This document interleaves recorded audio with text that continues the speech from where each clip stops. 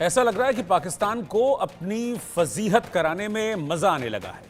ऐसा हम इसलिए कह रहे हैं क्योंकि उसने अपनी एक बार फिर से इंटरनेशनल बेइज्जती करा ली है। यूनाइटेड नेशंस में पाकिस्तान कश्मीर राग अलाप रहा था, जिस पर भारत ने उसे बुरी तरह से लताड़ा है। हमारी खास रिपोर्ट आप देखिए इसी पर।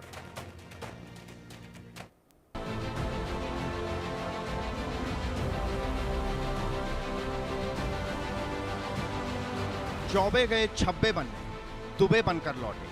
ऐसा ही कुछ पाकिस्तान के विदेश मंत्री इशाक डार के साथ हुआ है। भारत को लेकर पाकिस्तान के हमेशा से दो एजेंडे रहे हैं।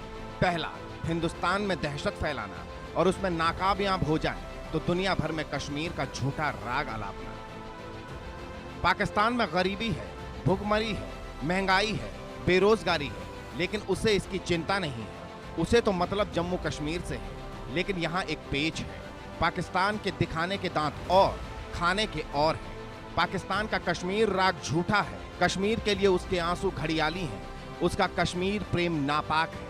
कैसे?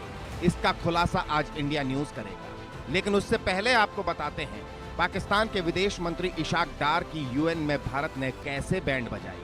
अंतर्राष्ट्रीय मंच पर एक बार फिर पाकिस्तान ने कश्मीर राग अलापा। संयुक्त राष्ट्र सुरक्षा परिषद में पाकिस्तान के विदेश मंत्री इशाक डार ने कश्मीर का मुद्दा उठाया।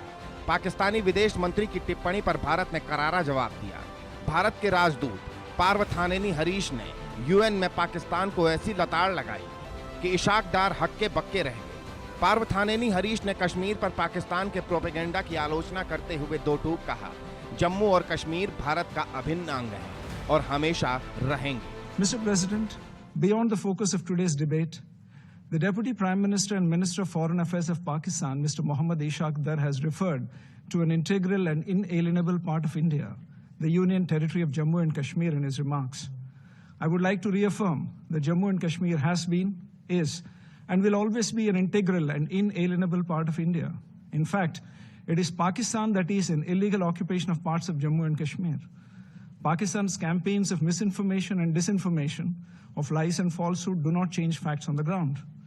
The people of Jammu and Kashmir have only last year taken part in a successful election and have voted in large numbers to choose their government.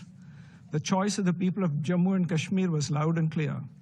Democracy in Jammu and Kashmir is vibrant and strong, unlike in Pakistan. Bharat ने आतंकवाद के मुद्दे पर भी UN में पाकिस्तान को जमकर घेरा, जिससे पाकिस्तान पूरी तरह बैकफुट पर आ गया। Pakistan is a global epicenter of terrorism, harboring more than 20 UN-listed terrorist entities and providing state support to cross-border terrorism.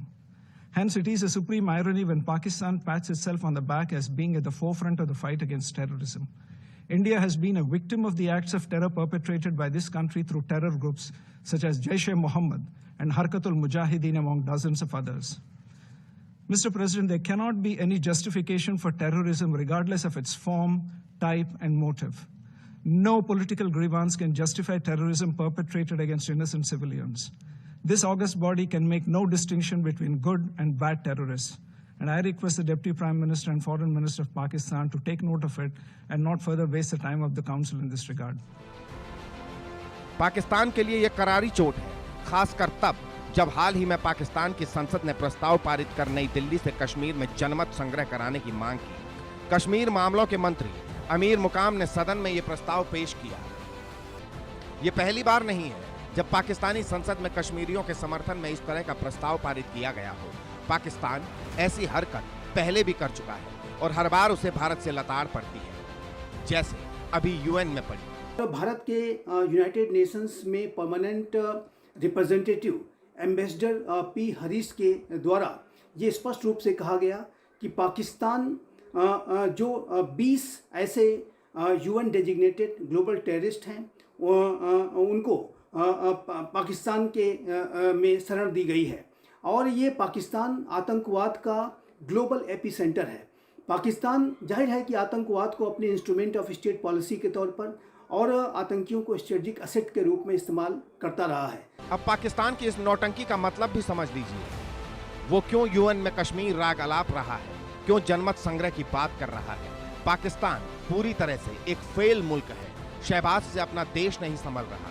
Balochistan और खैबर पख्तूनख्वा में आग लगी है। Taliban, TTP, Balochistan liberation army ने पाकिस्तान सेना के खिलाफ हथियार उठा रखा है। जेल में बंद इमरान खान ने अलग मोर्चा खोला हुआ है, जिससे पाकिस्तान की जनता में असंतोष बढ़ता जा रहा है। ऐसे में हर बार की तरह पाकिस्तान अपनी जनता का ध्यान भटकाने के लिए कश्मीर राग अलाप रहा है। यही वजह है पिछले कुछ दिनों में जम्मू कश्मीर में आतंकी घटनाएं बढ़ी हैं। लेकिन पाकिस्तान इस मोर्चे पर भी फेल हो गया है। भारतीय सेना लगातार पाकिस्तान से आ रही आतंकियों को जहन्नुम का दरवाजा दिखा रही है। तो सीमा हो या फिर यूएन, पाकिस्तान को हर जगह करारा जवाब मिल रहा है और आगे भी मिलता रहेगा। Bureau report, India news.